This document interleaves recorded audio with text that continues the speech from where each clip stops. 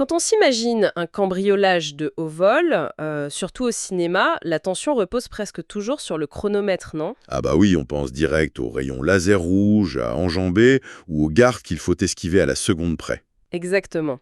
On se dit que la vitesse et l'agilité, ce sont les clés absolues. Mais bon, la réalité d'un casse en bande organisée, c'est tout autre chose. Surtout quand il faut partager le butin à la fin. C'est ça. Et l'arme la plus redoutable, ça reste la manipulation psychologique. C'est vraiment ce qui nous a sauté aux yeux en travaillant sur notre récent article, l'article consacré au jeu de plateau Pinched. Ouais, cette fameuse adaptation francophone qui arrive en septembre, et c'est là le cœur de notre exploration aujourd'hui. Le meilleur voleur n'est absolument pas le plus rapide. C'est en fait celui qui lit dans les pensées des autres. Tout à fait. Et pour ceux qui découvrent, on parle d'un jeu pour 2 à 5 joueurs à partir de 10 ans. Où tout le monde incarne des cambrioleurs un peu opportunistes, hein. L'objectif commun, c'est de s'introduire dans de riches manoirs pour amasser des tableaux de la Joconde, des lingots d'or, bref, tout ce qui brille. Et tout l'intérêt de cette analyse, c'est de décortiquer comment la mécanique du jeu réussit à simuler cette paranoïa constante entre nos alliés de circonstance. Mais bon, avant même de forcer une serrure, tout bon braqueur inspecte son matériel. C'est primordial, oui. Et justement, l'objet ludique en lui-même, tel qu'on l'a détaillé dans notre article, installe direct l'ambiance. La couverture de la boîte affiche de superbes ombres chinoises projetées sur la façade d'une demeure. Et à l'intérieur, le matériel joue super bien avec le relief. Il y a par exemple ce contour très immersif qui est conçu sous la forme d'une montre à gousset. Ah oui, c'est vraiment chouette. D'ailleurs, la conception par l'éditeur, Mighty Boards, se distingue par une approche totalement éco-responsable. C'est un point fort. Complètement. Le plastique est quasi banni. À part 3 petits sacs avec fermeture zippée pour organiser les jetons, tout le reste, c'est du carton et du papier. Et justement, ce carton, il apporte une petite subtilité pratique qu'on a vraiment tenu à souligner dans l'article. Ah, le fameux assemblage. Voilà. Avant de lancer la première partie, il y a un véritable atelier d'assemblage à prévoir, notamment pour construire la petite boîte en 3D qui sert de coffre-fort. Je veux dire, c'est un peu comme si on devait monter un meuble en kit, la nuit avec une lampe torche, juste avant de braquer une banque. C'est une excellente comparaison.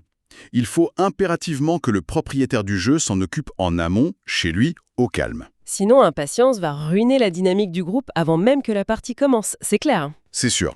Mais bon, une fois cette préparation achevée, l'effraction débute réellement.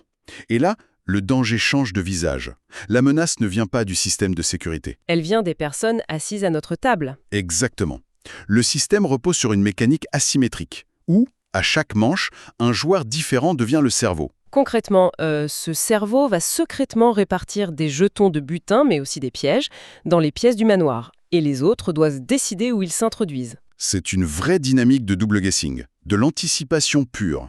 La stratégie pour gagner, c'est d'aller là où les autres pensent qu'on ne va pas aller. Expérience totalement chaotique. Je vois ce que tu veux dire. Genre un effet pierre-feuille-ciseau, tu vois. Est-ce que ça risque pas de frustrer énormément les amateurs de stratégie calculatoire, ceux qui détestent l'instinct? La frustration guette ceux qui cherchent une résolution mathématique parfaite, ça c'est certain. Si on veut tout calculer sur le plateau, on se trompe de jeu. Mais le hasard pur n'a pas sa place ici pour autant. D'accord, donc c'est plus psychologique. Tout repose sur l'humain. C'est très comparable au poker. L'information cachée, c'est le moteur de l'attention.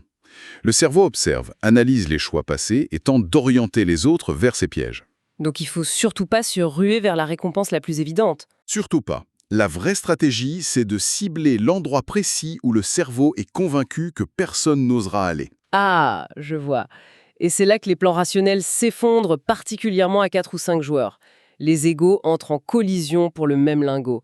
Et l'interaction devient super intense. Et très drôle, oui.